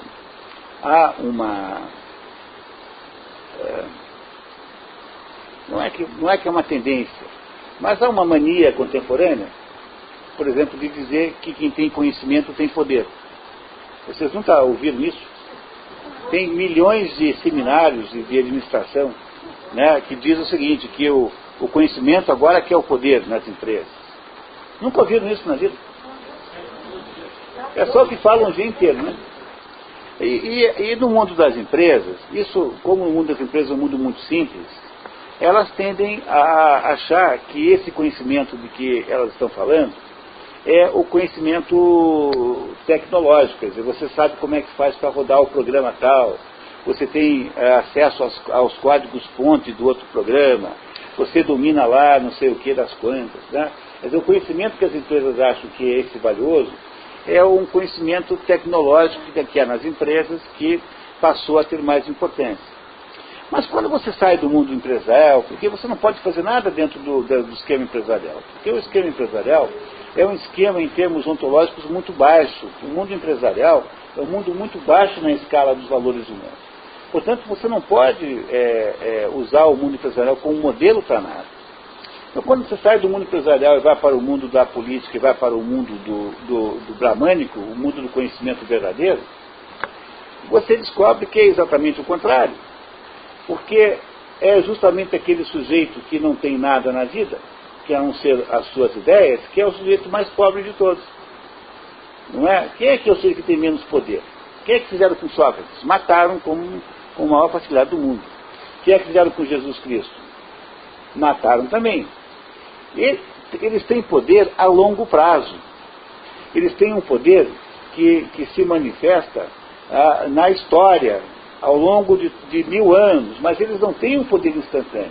Porque o sujeito que está na posição de casta do Peter, que é o governante, esse tem o revólver, tem a caneta, ele foi capaz de produzir um estrago automático que em 24 horas o Peter destruiu o irmão. Quem é que tem o poder mais instantâneo de todos? O poder mais instantâneo de todos é o poder da segunda casta. Porque ela tem a caneta e a arma. E ela destrói automaticamente. Agora, Jesus Cristo tem poder? Tem. Mas ao longo de 1000 anos, ao longo de 2000 anos. Porque no curto prazo, ele será crucificado. Sócrates tem poder? Tem. Mas no curto prazo, ele será morto. Como? Testado durante a história, né? Porque eles têm o verdadeiro poder. Mas o poder deles não é automático e instantâneo. Essa que é a diferença. Há um mito na Grécia para explicar isso, que é o mito de Cassandra. Cassandra é um dos filhos do rei Príamo e da rainha Éfida. E Cassandra é muito bonita, ela é irmã gêmea de Heleno, que é um outro filho. E a Cassandra e o Apolo, que era muito, assim, muito erótico, né? O Apolo se interessa pelos dois, pelo menino e pela menina. E resolve dar uma cantada nos dois. E promete para os dois o seguinte: se vocês vierem aqui e tal, passarem uns tempos comigo, eu vou dar a vocês o dom da profecia. E a Cassandra e o Heleno, de fato, recebem. E eles têm capacidade de enxergar o futuro com a maior clareza. Tanto é que a Helena de Troia, a Cassandra, ela sabe que Troia irá ser destruída por aquele estratagema do cavalo. Tudo isso ela sabe. Mas o problema da Cassandra é que na hora que Apolo foi cobrar então a retribuição pelo aquele poder que ele deu a ela, não é? Ela recusou-se porque ela tinha feito o voto de castidade. E aí então Apolo, para se vingar de Cassandra, tira-lhe a credibilidade. Quer dizer, Cassandra sabia tudo o que ia acontecer, mas ninguém acreditava nela. Esse é o estado do homem que tem apenas o poder do conhecimento. Entenderam qual é a vida real e concreta de quem está na posição do conhecimento? É assim, você, justamente porque você é o sujeito que sabe o que está acontecendo, é que você não tem poder nenhum. É exatamente o contrário do que o Stockman imagina que vai acontecer. Então, realmente, está embaixo, em cima está embaixo. Mas você... Se eu falo, ninguém acredita, porque então, nem pode. Significa que você está sozinho no mundo. Você sozinho com você mesmo. E é por isso que você não tem poder nenhum, porque ninguém te dá a menor bola, ninguém presta atenção em você, e você é o nada. O que acontece fácil, daqui a 10 anos, aí vai lá. Vocês compreendem que o Dr. Stockman está exatamente nessa posição? Compreenderam isso? Que o Dr. Stockman está na posição de não ter poder nenhum? Mas por que é que o Ibsen escreve e bota na boca da personagem, no final, de que eu aprendi que o homem que tem mais poder é aquele que está mais sozinho? Por que ele põe o contrário na boca da personagem? Porque o Ibsen achava erroneamente que era o contrário? Não, mas porque ele quer apenas que você perceba alguma coisa que está profundamente errada no Dr. Stockmann. Ou seja, aquele fulano que leu, o leitor que leu a história, ou que ouviu a peça, né, que assistiu a peça, e que saiu com a impressão, que fez a conta, essa conta, digamos, simplista, de que aí há uma luta do bem, que é o Dr. Stockmann, contra o mal, que é o irmão dele, e a cidade, e o establishment, sei lá, o que você queira chamar.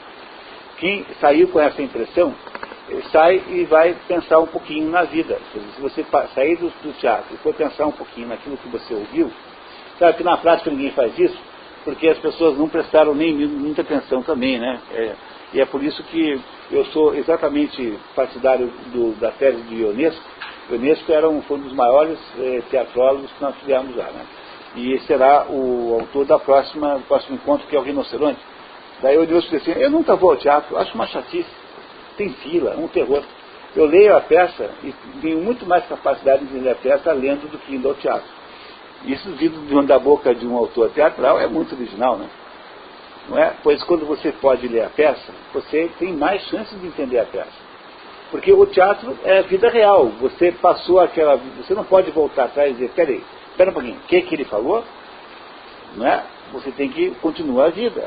Você mais ou menos é levado naquela enxurrada que é o teatro, né? Aquela enxurrada de luzes, de sons, enfim, de sensações, né?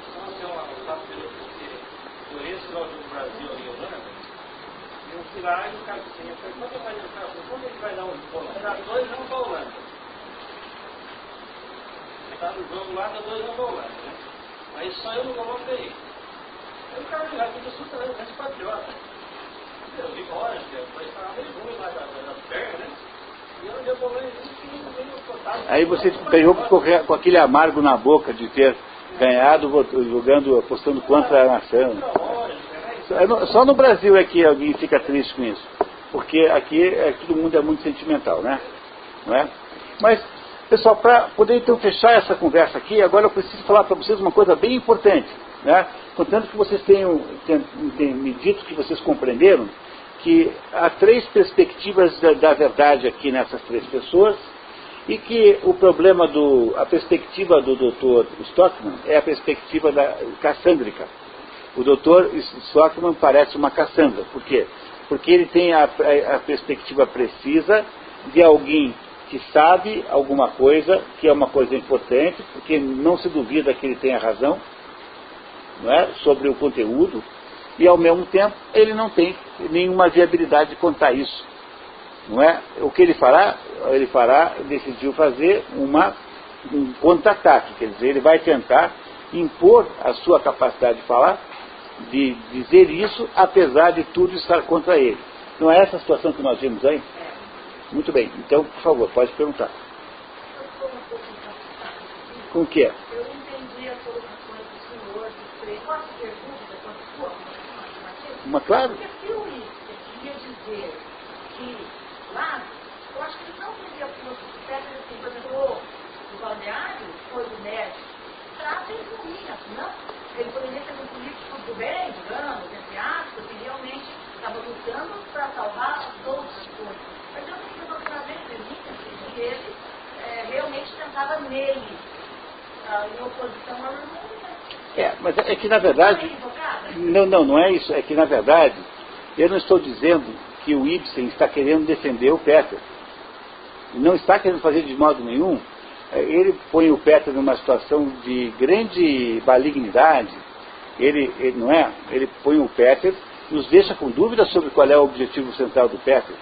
Mas aí quem está falando isso sou eu e não o Ibsen, mostrando que quando a pessoa está na posição de poder, de governante, há sempre um conjunto de variáveis muito maior do que a gente imagina de fora.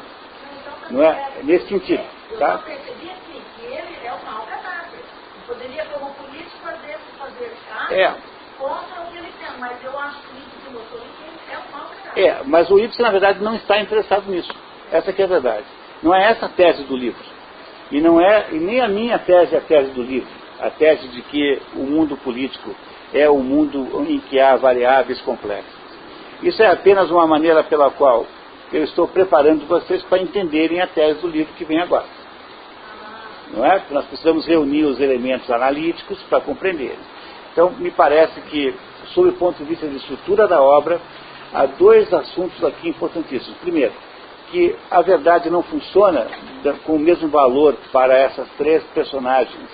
O Stockmann, o Peter Stockmann e os jornalistas.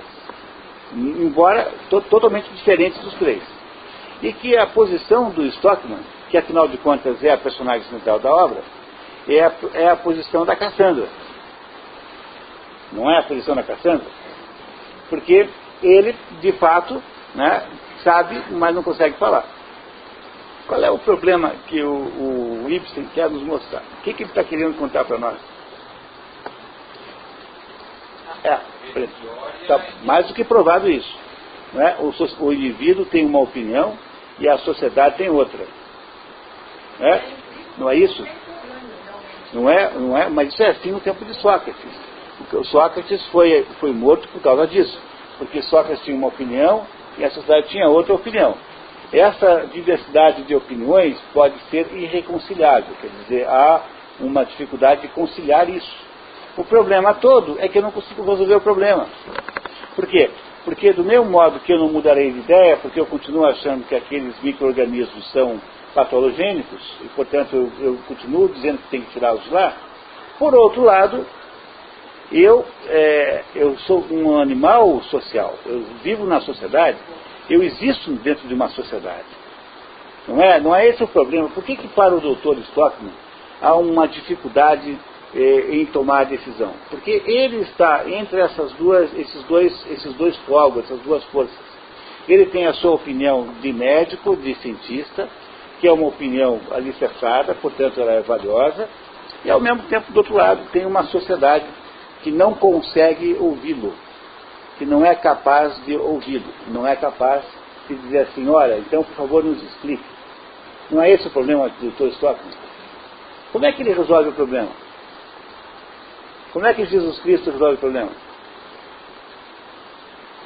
Jesus Cristo para de brigar e deixa se matar. Como é que Sócrates faz? Aceita a condenação à morte, mesmo que um aluno seu, chamado Crito, na véspera da sua morte, tenha armado a fuga. Ele não aceita. Qual é o problema do Dr. Stockmann? Não é o problema, não é continuar lutando. O problema do Dr. Stockmann é muito outro, é muito mais simples. Vocês lembram que chega um momento em que ele diz assim, olha, eu vou ver se eu consigo ver se vocês relembram comigo isso aqui. Eu até marquei aqui agora, eu esqueci de sugerir que vocês prestassem atenção. Não, antes ainda. Aqui, página 21. O doutor Stockmann, na hora em que a mulher, a Catarina, página 21 no alto, primeiro diálogo, na hora em que a Catarina sugere que eles saiam da casa pela porta dos fundos, página 21, ele fala assim, nada de porta dos fundos, Catarina. Vocês vão ouvir falar do inimigo do povo. Não sou tão bondoso como aquele que disse, perdoai-vos, Senhor, eles não sabem o que fazem. Vocês não acham isso um pouco estranho? Não tem nenhuma humildade? Ele não tem nenhuma humildade? Ele é um sujeito que acha que a sua opinião é a maior do que toda a sociedade e quer impô-la à sociedade inteira?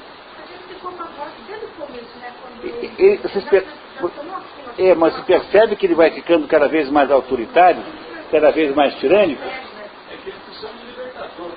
Ou como libertador do povo? Vocês não acham que esse Stockmann vai parecendo cada vez mais com Raskolnikov, do Crime e Castigo? Vocês não sentem que esse Stockmann vai num crescendo de indignação que o transforma num tirano ao ponto de dizer assim, só eu é que sei como é que o mundo funciona, eu é que irei produzir a escola para os meus filhos, e eu sou o homem mais poderoso do mundo?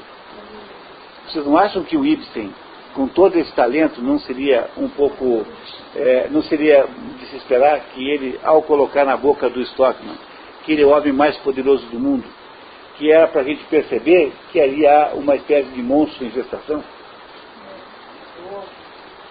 Vocês não têm essa sensação? Não adianta ser,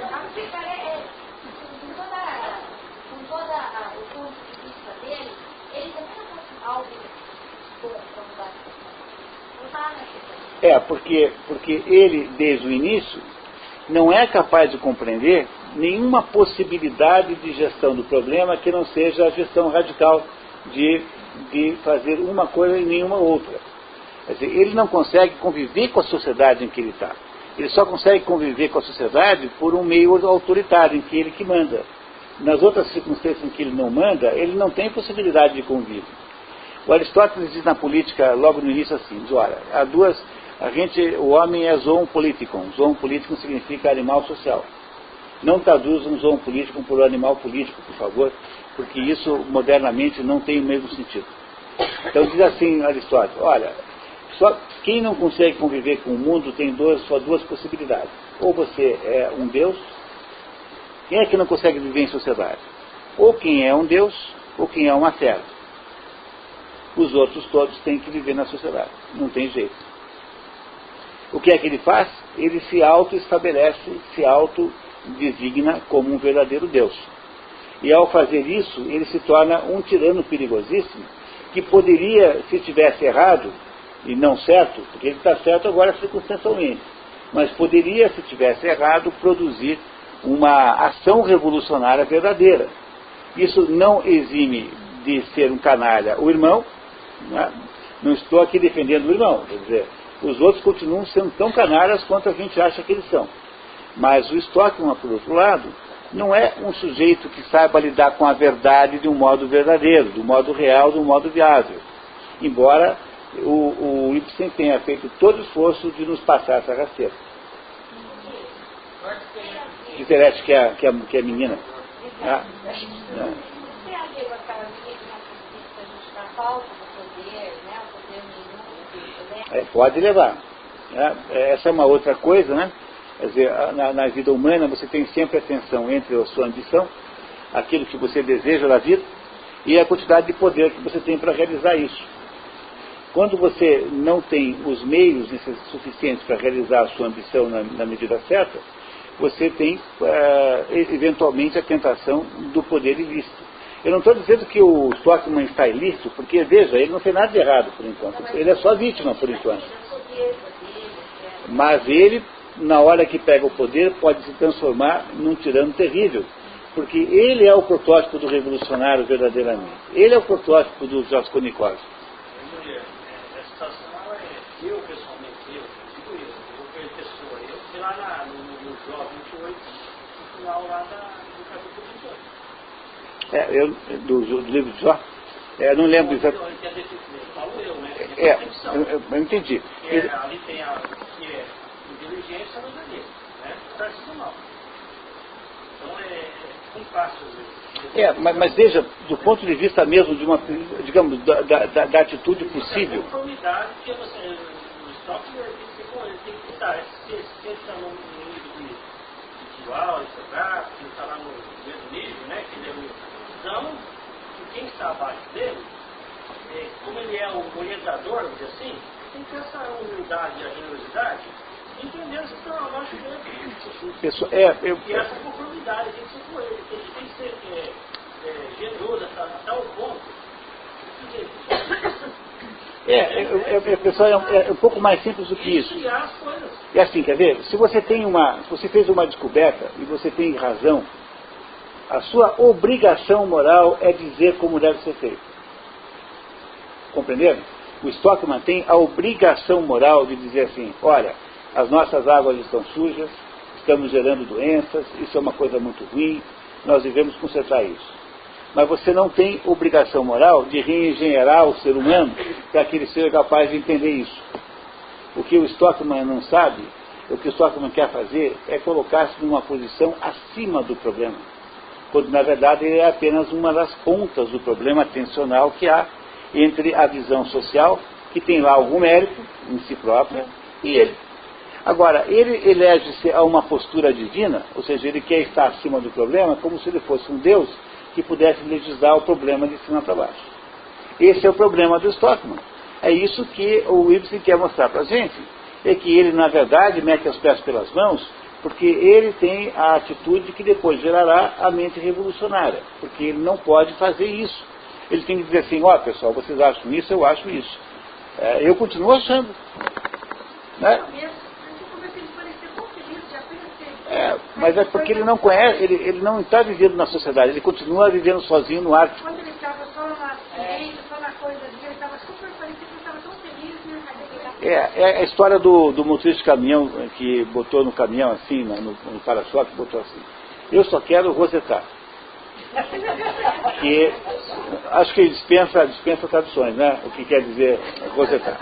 Aí foi para a Bahia, numa cidade interior da Bahia, e tinha lá nessa cidade uns sujeitos moralistas, lá uns pais de família, viram aquilo e ficaram furiosos com o sujeito e obrigaram o sujeito a pintar por cima do para-choque, né? Seguraram o caminhão, enquanto ele não pintou o para-choque por cima, não deixaram o caminhão sair da cidade. Aí ele pintou, né? Dali um ano tinha que voltar lá de novo. Daí ele botou assim, continuo querendo. Então, o Stockman é o sujeito que diz assim, eu só quero rosetar e continuo querendo o resto da minha vida. Mas o Stockman não pode autoeleger-se árbitro da humanidade e produzir, então, essa ação de confronto que iria redundar em algum momento na tomada do poder. Porque isso que ele está fazendo parece muito bom, porque é o Dr. Stockman que está certo nesse caso. Mas se não fosse, se for o Raskolnikov. É o tal do radicalismo. Você pode chamar de... que o radicalismo é uma expressão muito, assim, difícil de usar, porque ela tem que significar... Não é que é relativa, é essa bola murcha de tanto chutarem. O que é radicalismo, né? No fundo, é uma espécie de...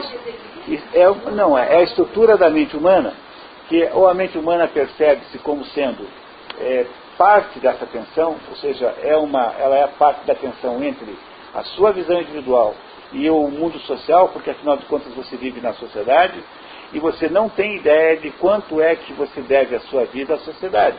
Por exemplo, a língua que a gente fala, nós não inventamos, a gente herdou a língua. Quanto da nossa vida individual é da nossa própria autoria e quanto tem autoria social? A gente não sabe. Portanto, a gente deve uma submissão tanto às nossas ideias quanto à sociedade em si. Há um confronto de interesses, que é uma tensão natural. Pois o Stockman, ele não compreende que ele é parte dessa tensão. E ele faz o quê? Ele não tem... Agora, eu acho que eu encontrei a maneira certa de contar para vocês. O que acontece com o Stockman, é que ele não tem uma consciência moral completamente desenvolvida.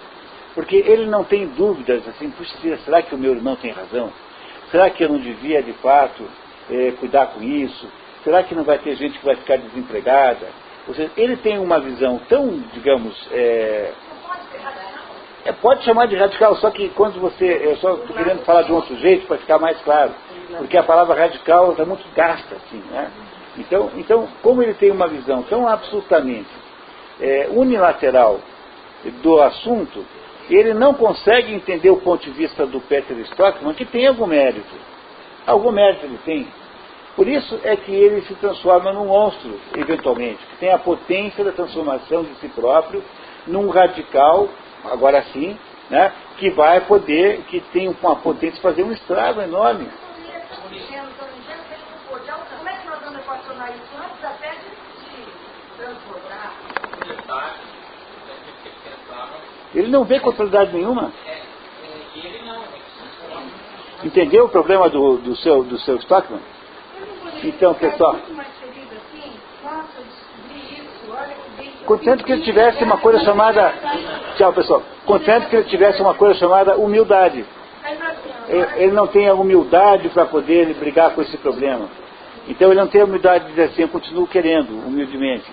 Ele é o quê? Ele impõe a sua visão ao mundo. Ele vai brigar com o mundo. E se ele tiver uma capacidade de retórica boa, ele vai mobilizar o exército vermelho contra o czar. Entenderam o problema aqui? Ou seja, ele é, de certa maneira, o protótipo do próprio revolucionário. E é isso que o Ibsen quer que a gente entenda, e que é isso que para isso que a gente leu esse livro, que não é de modo nenhum uma história infanto-juvenil sobre a rebelião do bem contra o mal. Por favor, né? Nós precisamos ter um pouco mais de profundidade nisso. Tchau, um abraço, boa viagem. Cuide-se, hein? Vamos devagar. Tá? Obrigado.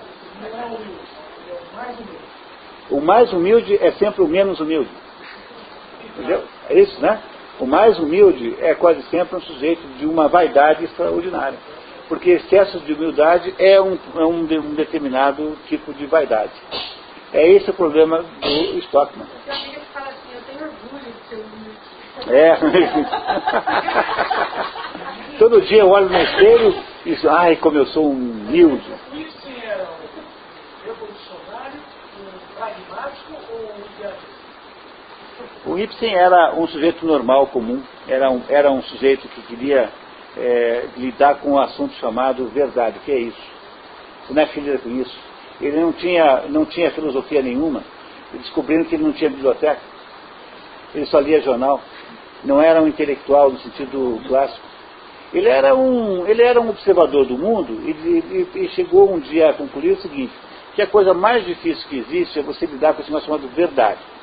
Você não acha que é um negócio difícil? Por exemplo, as mulheres ficam reivindicando, de vez em quando, que querem casar com homens sinceros. Eu, se fosse mulher, a última coisa que eu ia querer era um homem sincero, juro por Deus. Entendeu? É assim, tipo, a fulaninha é mais bonita que eu? Tá, sim. Você acha que eu tô gorda? Tá gorda sim. Eu ia querer um homem mentiroso. Homem sincero não, pelo amor de Deus. Entendeu? A coisa mais difícil que existe é você lidar com a verdade. E assim, na vida conjugal, na vida com os seus filhos. Olha que uma vez só na minha vida eu menti para minha filha. Tenho até hoje uma espécie de remorso tremendo. E foi uma mentira sem nenhuma importância, porque eu não contei para ela quem eu tinha tirado lá no Amigo Secreto, porque eu achei que ela fosse contar, né? Então, pode parecer uma besteira, mas foi um erro que eu cometi na minha vida, com a minha filha. Eu jamais devia ter mentido para ela. Então eu dei o nome errado, porque eu achei que ela ia contar para a pessoa que eu tinha tirado no Amigo Secreto lá no... Então, você tem que... É difícil lidar com a verdade na sua vida conjugal. Dá para imaginar um casal que é completamente sincero? Na vida familiar, nos seus filhos, na vida empresarial. É um dos assuntos mais importantes da vida, o problema da verdade.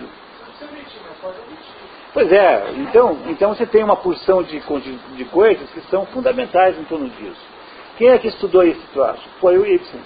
A obra do Ibsen é a obra sobre o problema da verdade. Então, olha, o Pátio Selvagem é uma obra de uma beleza, de uma profundidade, de uma emoção que vocês não imaginam o tamanho. Não deixe de ler. O ano que vem, dá para botar aqui em Paranavaí, se houver o programa. A gente põe o Pátio Selvagem aqui, vocês vão adorar. Porque pode ser que ele tenha até verdade, que tenha até razão, mas o modo como ele fala é um modo sempre totalitário, porque é um modo falta generosidade, falta uma espécie. Ele é tão pouco generoso que ele está dizendo que ele é pior que Jesus Cristo. Quer dizer, se Jesus Cristo não fala assim, que eu não sou tão bonzinho como Jesus Cristo, não é um monstro um sujeito que diz uma coisa dessa?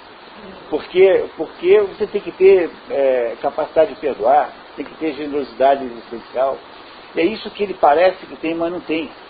Quer dizer, ele finge que tem, mas na verdade não tem.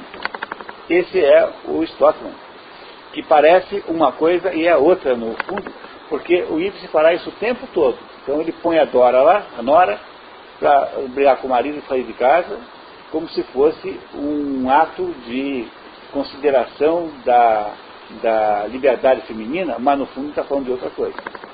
Só que só se enxerga esse pedaço porque as pessoas não prestam atenção em nada. Não é? E aí, queria muito recomendar que vocês não perdessem o Rinoceronte, porque no Rinoceronte nós vamos ver a história de uma outra personagem, né, que é o Boulanger, que é uma personagem que está na mesma situação que o Stockman. E esse resolve, o Béranger. E o Béranger resolve o problema de uma maneira diferente. Não percam daqui a um mês. Até lá. E amanhã de manhã, às 8 horas, nós vamos ter aqui o Paideia. Vamos ler um texto do Mortimer Adler sobre a decadência da educação nos Estados Unidos. Para tentar entender o quanto disso dá para a gente transportar para cá. Muito interessante, não perca, o texto inédito foi traduzido só para vocês. Até lá, amanhã, 8 da manhã, aqui na Associação Comercial. Até, né? Obrigado. Imagine.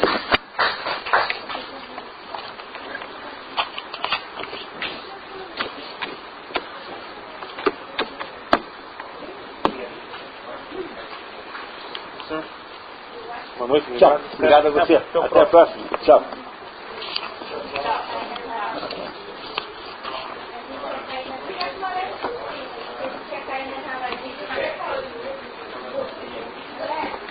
Não é fácil cair na armadilha? É fácil cair na armadilha. A gente já tem um certo treino, a gente fica levemente desconfiado. Mas a gente também não está acostumado com o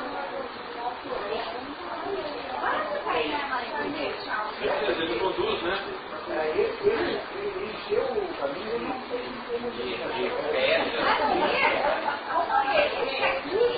Você sabe que começou e terminou a história do modelo natural. Mas eu tenho uma história na minha vida que serve exatamente nessa situação.